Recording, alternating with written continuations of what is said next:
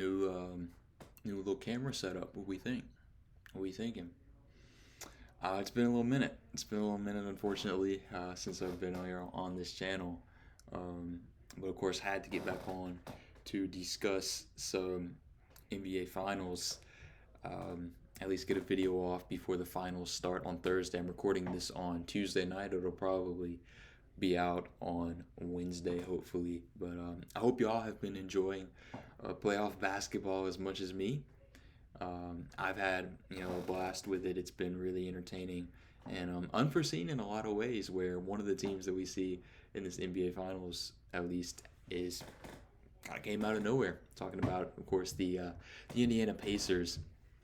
But yeah, let's recap kind of how we got here. So I'll begin with the Thunder, get them out of the way. I expected going into this playoffs, I expected the Thunder to kind of roll their way to the finals. I thought that they may have a little trouble, in the conference finals, depending on who they played. But and they were able to, make quick work of Memphis in the first round. But second round, Denver gave them some trouble, man. Denver really pushed them to their limits, and we heard from OKC talking about, we needed a series like this. We wanted this test to really show us what we're about, to really prove to ourselves that we are ready to compete for the big prize.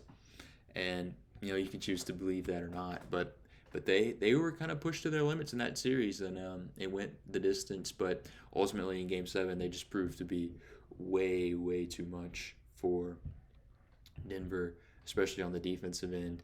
Good series from Jokic.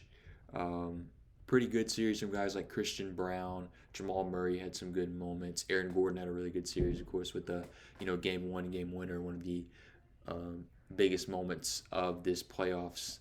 But rough series for guys like Michael Porter Jr., who of course was battling shoulder injury, and Russell Westbrook did not have a great shooting series, unfortunately. For a Russ guy like myself, it was a little tough to watch in that series, especially after the first round series he had shooting the ball against the Clippers, where he shot 43% from three, where he was really good. But OKC, after that, they carried some of that momentum, and it was kind of the thing, rust versus rest. Are they going to be able to? Is Minnesota, and the time off they've had from their series after they made pretty quick work of the Warriors without Steph Curry, is Minnesota just going to come in and run OKC to the ground, which is something that they have done against other teams? And the answer was a resounding no. In that series, man, OKC just gapped up defensively. They shut Minnesota's water off. They cut off driving lanes. There was really no answer for Minnesota outside of the success that they had in Game 3 shooting the ball, and it wasn't a great shooting series for them outside of that. And for them to win that series, it had to be a transcendent shooting series, especially with OKC putting some things together on the offensive end that they hadn't so far in these playoffs. Um, huge series for the OKC Big Three. They really came to play with Shea, J Dub, and Chet all having really good series against Minnesota. And they're riding a wave, man. They're riding a wave going into this final series. And if you can get that kind of offensive production out of those three guys, with just the defensive hounds that they have with Alex Caruso and Cason Wallace, and even some plug and play guys that they can bring in off the bench like Kendrick Williams and Jalen Williams, and I know Aaron Wiggins has kind of fallen out of the rotation, but he can of course still provide you a lot of good things, and of course we know what Dort does defensively. Isaiah Hartenstein's minutes have been a little down in these playoffs as OKC has decided to run small in a lot of these series, but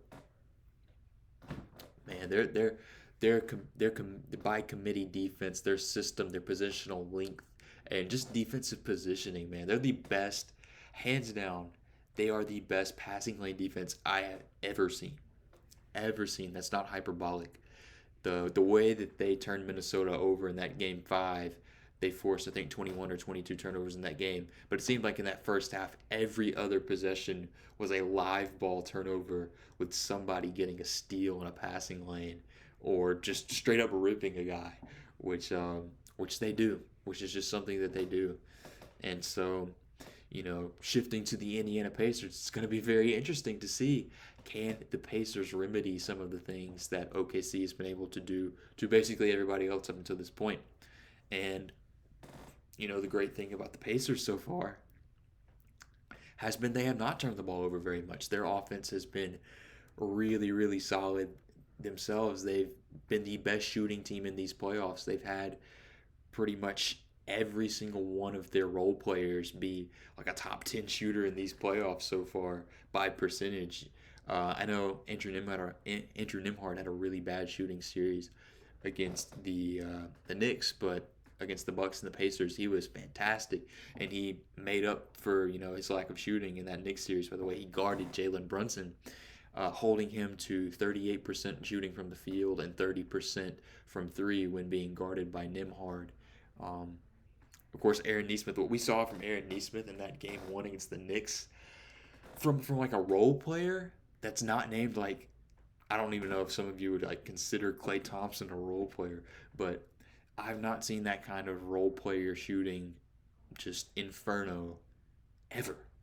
At least that I can remember, where he goes for six threes in the fourth quarter. The Pacers are down 17 with 5 minutes left to go. They're down 14 with like 3 minutes, I think is what it was. And Aaron Nesmith just rattles off six threes in the final 5 minutes, five in a row, where he's not missing.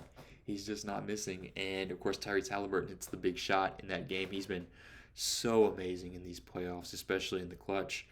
And the Pacers, they unfortunately his foot is on the line. He pulls Kevin Durant, but they ride the momentum from that fourth quarter to win that game in overtime. Take game two in the Garden as well, and ride that momentum to win the series ultimately. Pacers are just playing great basketball, which is it's weird to say, because at the beginning of this season they had a really rough start to the year. They were like five to 10 games under 500 through the first third of the season. And I had my questions about Tyrese Halliburton. Could he be like the number one guy on a real contending team? At that point, my answer was a resounding no. That was my opinion at the time. And I think up until these playoffs, really, I'm not completely removed from the camp of people that was like, Tyrese Halliburton is. I was never calling him overrated. Now, I never did that, but I definitely didn't think that with him being a number one option, a team could have as much success as the Pacers have had so far in this postseason. And after the Pacers made the conference finals last year, it was kind of a thing of, okay, well that was cool, but the Knicks were injured, and the Bucks didn't have Giannis.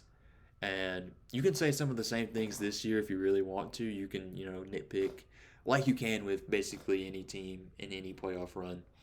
But of course, Dame goes down for the Bucks. The Pacers are going to win that series anyway, though. The Cavs had Evan Mobley and Darius Garland and DeAndre Hunter miss a few games, but the Pacers were going to win that series anyway, just based on how they shot the ball and how they were just running and shooting all over the Cavs. And then in the Knicks series, you don't really have any injuries. You have some, minor tweaks here and there. But the Pacers just outplayed the Knicks, man. They've just outplayed the Knicks. And it's not like any of these series have gone 7 games for them.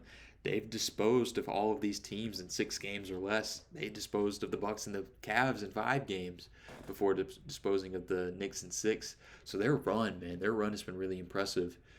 And, the big number with them is if they score 110 points, they win. If they don't, they lose.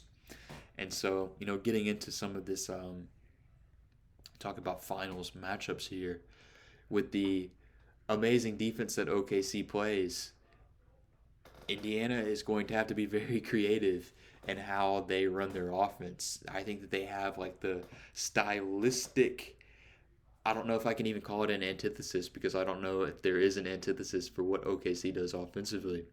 But Indiana does a lot of really good things offensively that I think can offset, what OKC likes to do.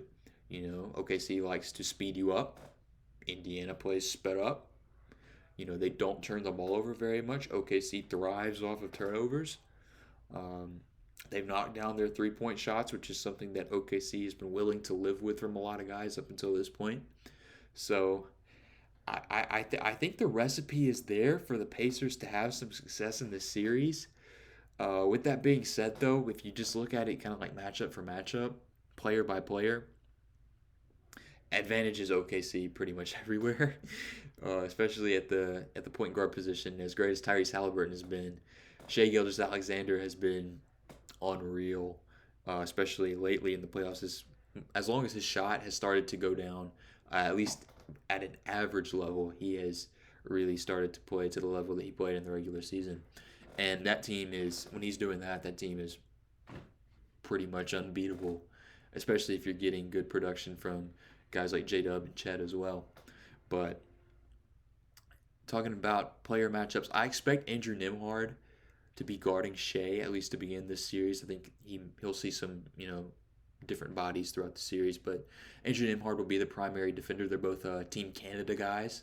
They know each other pretty well. They spend a lot of time guarding each other, playing against each other. So I think that that familiarity that Andrew Nembhard has might benefit him a little bit. But with that being said, you're not going to stop a guy like Shai Gilgeous-Alexander. You can only hope to contain him and force him into some more difficult mid-range shots, which teams have tried to do, but he has really started to knock him down. He knocked down a lot of mid-range shots in that series against Minnesota. And then you look at guys like Jalen Williams and Chet Holmgren, who will probably garner assignments from guys like Pascal Siakam and Aaron Nesmith. And off the bench, you'll have guys like Obi Toppin and Benedict Mathurin. On the other side, Tyrese Halliburton's probably going to see, I think his on-ball defender, it's going to be a lot of Cason Wallace, with Alex Caruso being a roamer. And I think likewise on Pascal Siakam, you're going to see probably Jalen Williams, and they'll allow Chet Holmgren and Isaiah Hartenstein to kind of be roamers and be in help positions, because OKC likes to gap up. They like to cut off driving lanes, and so much of Indiana's offense is predicated upon downhill attack, drive and kick, and going from there. And Pascal Siakam's going to have to be great in this series, man. He was really good against the Knicks. He won Eastern Conference Finals MVP, of course. A little controversial to some people. I thought he deserved it. I know Tyrese Halliburton had the big moment of the series, but in each of their other 3 wins for the Pacers, Pascal Siakam was 30 points or above. And in isolation, he's going to have to be really good in this series. He's going to have to really win his isolation possessions to give the Pacers a chance. And they're just going to have to shoot the ball. They're just going to have to shoot the ball well enough to give themselves a chance. They're going to have to knock down the 3 at the level that they have in the first 2 of their playoff series. If they shoot it like the level they did against the Knicks, I don't think that that's going to suffice. And the big thing for them, too, that they did against the Knicks in some of these games that they cannot do against the Oklahoma City Thunder is fall behind. They cannot fall behind in these games because OKC is not a team that's going to relinquish a lead. They're just not going to do it. You can't expect to be down double digits going into the fourth quarter against OKC and, walk away with a win. Maybe I'm wrong. Maybe they'll prove me wrong. But just based on what we've seen from OKC so far, I just don't think that's – I don't think that would happen for Indiana. As great as they have been in the clutch and in the fourth quarter in these playoffs, I just don't see that happening against such a good defensive team in OKC. So, yeah, the Pacers are going to have to really be aggressive early on. Tyrese Halliburton is going to have to be aggressive early in these games. There's a really interesting stat. Dates back to, the regular season, but it's regular season and playoffs. When Tyrese Halliburton makes his first shot, he averages 26 points per game. His assists are up. Of course, his efficiency is up. He's more aggressive. He's more confident, everything. And the Pacers, in games where he does that, they're on pace to be a 65-win team. In games where he misses his first shot, he's 10 points less at about 15 per game. He's about 10 percentage points lower shooting from the field and from 3. His assists are even down. His turnovers are up. And they're only on pace to be a 40-win team. A 40-win team is a negative record negative regular season record. So when Tyrese Halliburton is aggressive, the Pacers are at their best, and he's going to have to be aggressive in this series for them to have a real shot. You know, a lot of people, 99% of people are going to pick OKC in this series, including myself. Including myself, OKC, Indiana is a big underdog, but that's been the appeal of them throughout this playoffs, and I think it's going to make for a great watch. You know, to see they've been so good up until this point. They've defied the odds up until this point. Can they do it on the biggest stage against the best team? And if they somehow find a way to do that, this is going to be a playoff run for the ages. So, you know, I know a lot of people are like Thunder Pacers finals. Ew, that's gross. I'm not going to watch that. Like, no. But for all of us who really consume basketball, love the NBA, love the on floor product, can admit that it has some flaws, but, you know, for the most part, you know, really, really enjoys watching the game. It's going to be a great series, I think. Even despite OKC having so many advantages over this Pacers team, I think that the styles of play are going to make for such a great series. I think despite the great defenses on both sides, we're going to see games in the 120s in this series just based on the pace, based on the way that these teams can get to the free throw line, can knock down threes, points off turnovers, especially for OKC. We're going to see some high scoring games in this series, I think. And I think, you know, if that's the case, then I think the Pacers will be able to play and be in their element a little more than they might if that's not the case. But I don't think OKC really wants to slow down, is the thing. I think maybe half court offense, but they have the advantage. But I don't think OKC's, you know, real prerogative in this series is going to be to slow down. I think that they're going to want to run. They're going to want to, you know, get out and transition like they have been. Um, I think both teams, their fast break, their transition defense is really good. I think that their early offenses are both really good, and ISO. I think ISO basketball. It's going to be a really good series for ISO basketball. I think it'll be a really underrated series for those that like, you know, fadeaway mid-range shots. You've got some of the best in the game. As much as people like to, you know, clown Shea Gilgeous-Alexander for some of his foul baiting, his mid-range shooting is like, for a casual fan, it is really entertaining. It is incredibly entertaining, and I hope that, you know, that's not flying under the radar for these people where, you know, they're so turned off by, you know, some of the other things about his game that they aren't able to see just how great of a mid-range shooter and how much of a shot creator he really is. So I think, you know, as well as these teams move the ball, I think from an isolation perspective, we're going to see some really good basketball in this series with Pascal Siakam on the other side. He's proven to be a really good isolation player in these playoffs as well. And then in the next series, he was super big in that way. I think that's what propelled him to win Eastern Conference Finals MVP over Tyrese Halliburton. But I'm really excited for this series. I hope y'all watching are as well. I think that, you know, despite I have the Thunder. I think this is my prediction. I think Indiana can get two.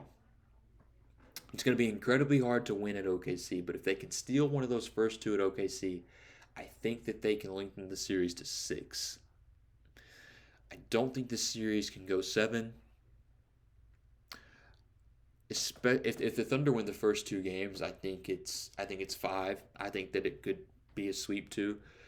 But the thing about that even is I could see it being a competitive sweep, and I know that that's like super like um, ironic and it's kind of an oxymoron, but it happens. You know, it happens where, you know, games are close, but, you know, the series may say 4-0 or 4-1, and I think that the Pacers, they have what it takes to match up well enough. What they don't have is the advantage. They don't have any real advantage in this series, which it's tough. It's going to be tough for the Pacers. They're going to have to do so many things well to really have a chance in this series. But they've proven us wrong a lot of times already in this playoff. So, you know, I hope y'all will be tuned in as closely as I am. Um, I'm really looking forward to it. I think it'll make for really fun basketball. I think OKC wins in 5 or 6 games. I think Shea Gilgeous-Alexander will be Finals MVP. To a lot of people's, distaste, I know a lot of people maybe hate watching this NBA Finals, which is, I mean, I get it, but Shea Gilgeous-Alexander is an amazing player, and if you can't see that, then I don't know what to tell you, man. But yeah, I think key for the Pacers is going to be getting out early. They're going to have to get out to some leads. They're going to have to shoot the ball well to have a chance in the series. The great thing about OKC is that they don't have to do either of those two things. They can kind of feel the games out. They can kind of, make. I think adjustments. I think this will be a really good chess match as a series for the coaches. I think we've got two really great coaches in this series, some mastermind level coaches between Rick Carlisle and Mark Dagnall. Um, but I just don't think Indiana can afford to have lapses in this series because OKC punishes you. They have those thunderstorm quarters. The third quarters are so reminiscent to the Warrior third quarters, where the game can be like a tie game or a 2 point game going into halftime, and next thing you know, 6 minutes later, you look up and it's a 20-point game, and it's like over at that point. And the thing about them is they do it with their defense. They don't even do it with their offense like those Warriors teams did. Mainly, they do it with their defense, which is really, really impressive. Um, so I'm excited to watch. I hope that it throws some surprises. I don't think that we've seen the last of the magic and the drama that's that coincides with Indiana Pacers 2025 postseason basketball. They've had some of the most improbable comebacks of all time. If they happen to have one or two more of those, they may just be the team of destiny. They may just be that. But I'm looking forward to it. I really hope y'all are as well. Um, I'll be back on here after the finals is over to recap the series and look ahead to the offseason. Jacob will be back on here. After that, he's been big into draft. We're going to do draft here, mock draft before long. The draft, crazy enough, is just about 3 or 4 weeks away, which is insane to think about.